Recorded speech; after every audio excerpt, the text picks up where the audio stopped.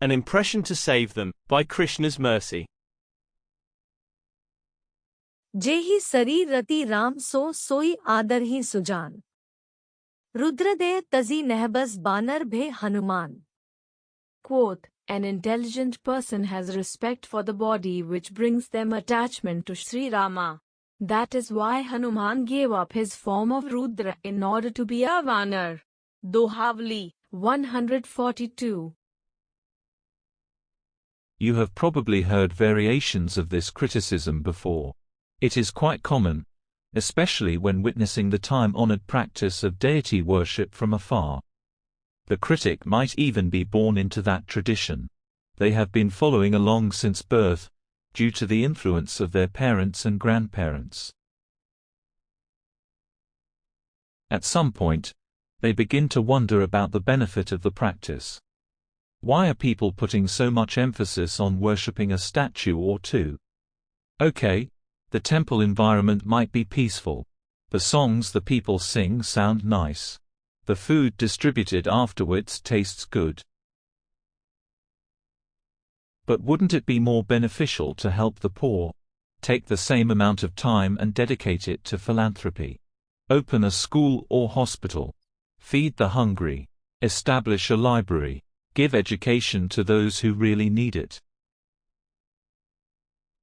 Wouldn't that please God more than blind allegiance?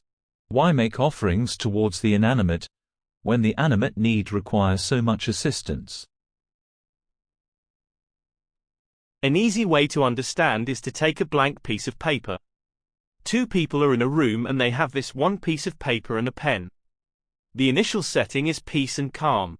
Everything changes when one person decides to draw a straight line down the middle of the paper. That person who drew the line decides to draw different objects and write different words on the left side of the line. The other person, not to be outdone, chooses the right side of the paper, based on the line down the middle. They write their own concepts. They create their own images. Soon afterwards, other people enter the room. They take interest in the same piece of paper. Some favor the left side of the line, while others join with the party on the right. The interest increases to such a level that there are arguments and debates as to the validity of each side. The passion is so strong that some of the participants are coming close to blows. There might be a physical altercation. How dare someone not agree with my side, one person complains.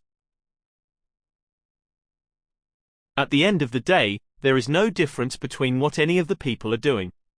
The distinctions are based entirely on the line, which was drawn in an arbitrary location at an arbitrary time. Whether someone chooses the left side or is staunchly aligned with the right side has no long-term bearing on their existence. The entire material world operates in this way. The dividing lines create duality. There is rich and poor, young and old, man and woman, members from this nation and inhabitants of a neighboring land, those who speak English and those who know only Spanish, the philosophically inclined and the simple-minded, the strong and the weak, the charitable and the miserly, those who love children and those who are envious of them. The list goes on, but the constant is duality at the core. The process of deity worship is above such dualities, though practiced right in the middle of the field of dualities. If a person ignores transcendence, they will be left to swing from one temporary condition to another, for lifetime after lifetime. This is known as delusion, which has the two basic end points of attraction and aversion. इच्छाद्वेष समुत्थेन द्वंद्व मोहेन भारत सर्वभूतानि सन्मोह सर्गे यान्ति परन्तप. Quoth, O sign of Bharata, Arjuna, O conqueror of the foe, all living entities are born into delusion, overcome by the dualities of desire and hate. Lord Krishna, Bhagavad-gita, 7.27. In his Dohavali, Goswami Tulsidas explains how Rudra prefers the body of Shri Hanuman. This is because of the facility for attachment to the lotus feet of Shri Rama. Within these circumstances, Hanuman thrives in his worship. We can know someone's existence based on the impression they leave. This is how they can seemingly live forever.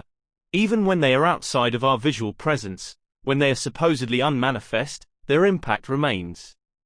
Their impression still has an influence over how we live. Hanuman leaves the best impression. When I am finally done with duality, his example will save me.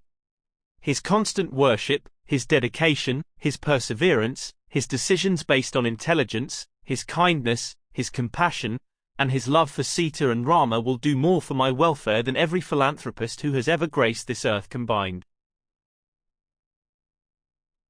In closing, through the impression he gave, my fortunes to save, otherwise to duality bound, struggle and conflict found, that wrong turn repeatedly taking, decisions of temporary interest making, but from Hanuman's example to see how truly successful to be.